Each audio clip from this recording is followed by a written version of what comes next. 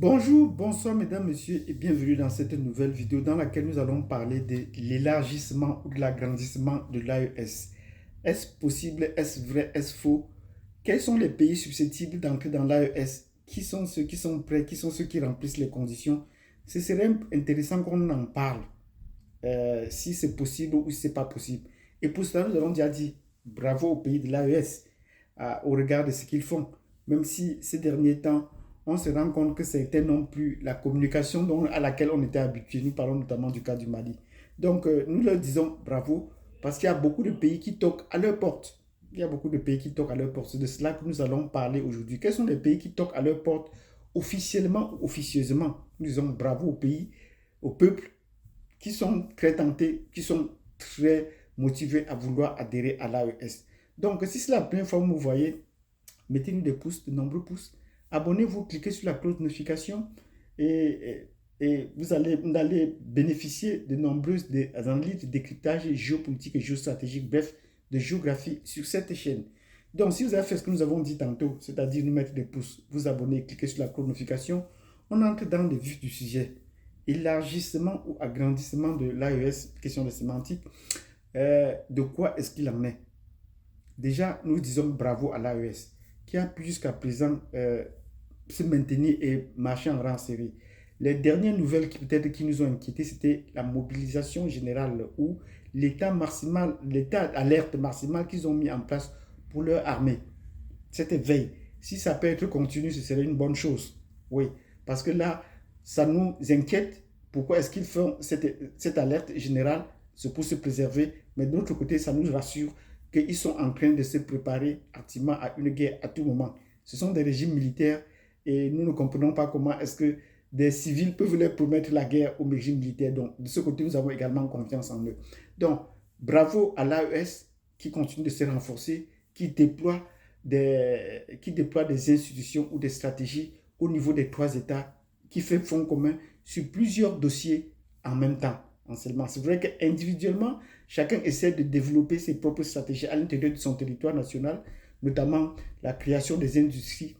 Oui, parce qu'ils sont passés dans la phase de l'industrialisation. Ils font vraiment l'industrialisation qu'on attendait depuis des années, mais également la mise en place des systèmes pour essayer d'alléger les coûts de communication dans les trois États, pour essayer d'alléger le système de transport. On a vu acquérir les avions et également pour essayer de davantage communiquer. Oui, communiquer avec des plateformes de mise en place de radio et télévision pour les trois États, pour parler d'une seule voix. C'est vrai qu'en signant déjà l'alliance, ils avaient déjà promis qu'ils allaient avoir une même politique étrangère.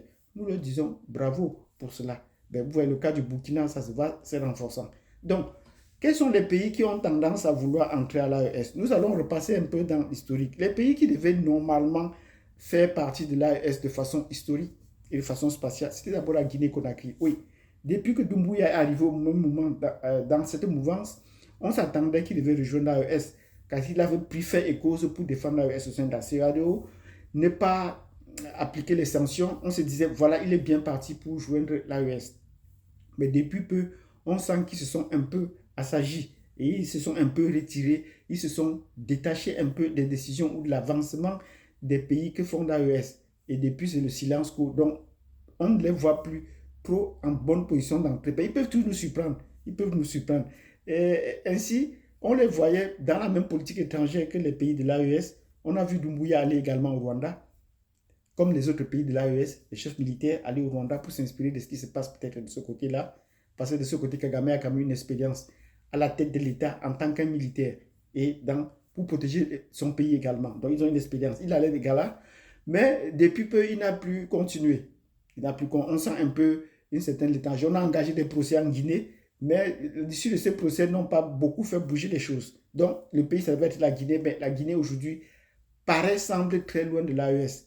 Même peut-être s'ils sont en train de travailler, peut-être qu'ils peuvent nous surprendre de ce côté, même s'il y a une route, il y a une route pour relier facilement le port de Conakry au pays de l'AES. Nous leur disons bravo pour cela, mais on attend encore un peu plus. Parce que eux, au moins, ils n'ont pas une base des bases militaires françaises, officiellement des bases militaires françaises en Guinée. Ben, on estime qu'ils pourraient encore faire mieux en développant également les mêmes industries que font les pays de l'AES, montrer qu'ils sont effectivement souverains. Le pays qui devait également faire partie de l'AES et dont on a même lancé l'alerte pour qu'il rejoigne les pays de l'AES, c'était le Tchad. Oui, le Premier ministre du Mali d'alors avait lancé l'appel qu'il faut des pays, et même le Premier ministre d'alors également du Burkina Faso, on dit il faut des pays qui nous ressemblent. Des pays qui ont combattu dans le G5 Sahel, c'était le Tchad. On le dit, bravo. Mais on a attendu le Tchad jusqu'à présent, rien.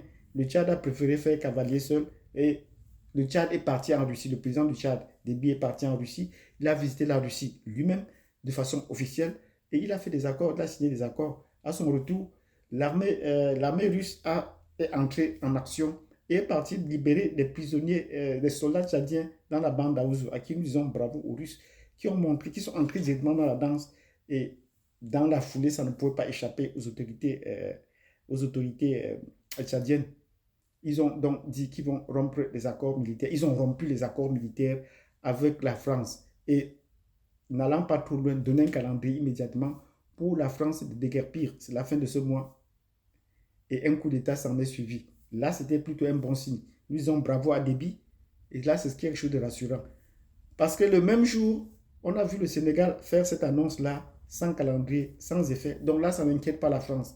Tant que le Sénégal peut s'agiter comme ils peuvent là, 10 ici, 10 là, répondre à Macron, mais tant que ça n'entre pas dans l'opérationnalité, ça reste encore du discours politicien. Donc nous attendons encore de ce côté que Sonko et son président nous déploient le calendrier des départs des Français, comme l'a fait le Tchad. Et quand la France va se manifester, on saura que effectivement, ils disent la vérité. Peut-être qu'ils ont beaucoup de chats à fouetter, comme la rupture des accords. Ben, on voit très loin le Sénégal entrer dans l'AES. Ben, le Tchad est en très bonne position pour entrer dans l'AES parce que maintenant que la France commence à chercher les moyens de pouvoir déstabiliser le pouvoir au Tchad, il est question de s'allier à l'AES pour également bénéficier de cet accord de défense qui lie les trois pays de l'AES.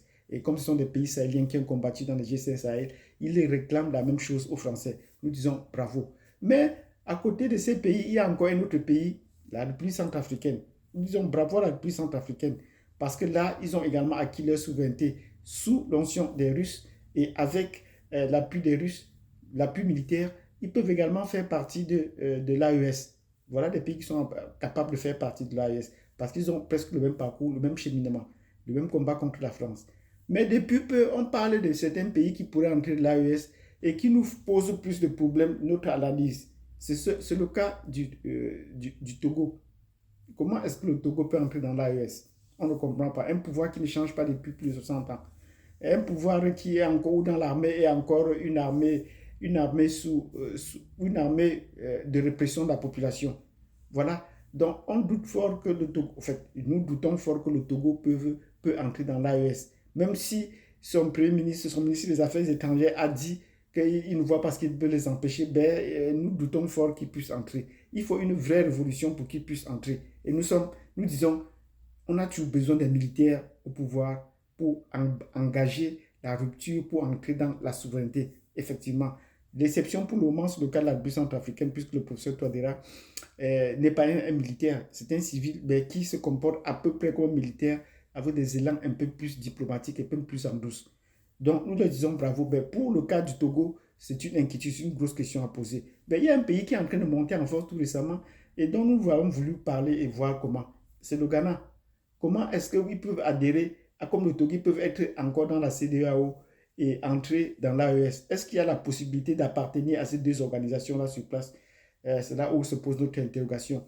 Ce pays se pose parce que tout récemment, il y a eu l'intronisation du prime. Il y a eu l'investiture du président Mahama, qui est d'origine ghanéenne mais qui a grandi au Nigeria, il faut bien le préciser, et qui a fait venir notre homme de l'année, le capitaine Ibrahim Traoré, à qui nous disons bravo, et qui était la vedette de cette cérémonie-là. Ben, il a, de retour à son pays, il a demandé qu'on soutienne son pays, qu'on soutienne le Ghana. Il faut soutenir le Ghana, il faut soutenir le Ghana. Est-ce que c'était un appel au pied pour adhérer à l'AES? Nous attendons voir. Mais de là, il a dit déjà que les bases américaines devaient déjà quitter son pays. Ça, c'est un point.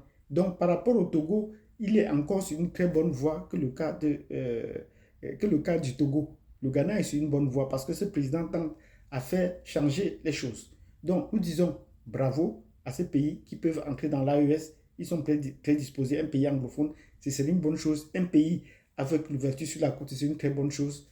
ben, voilà les cas qui nous attendent pour le moment. Donc, nous disons bravo au Ghana et nous attendons la suite. Le plus tôt serait le mieux. D'autres pays peuvent adhérer à l'AES de loin. Ils ont la sympathie de l'AES, mais ils sont encore très loin de pouvoir poser l'acte qu'il faut pour pouvoir entrer dans l'AES. Donc, bravo au peuple qui soutient leur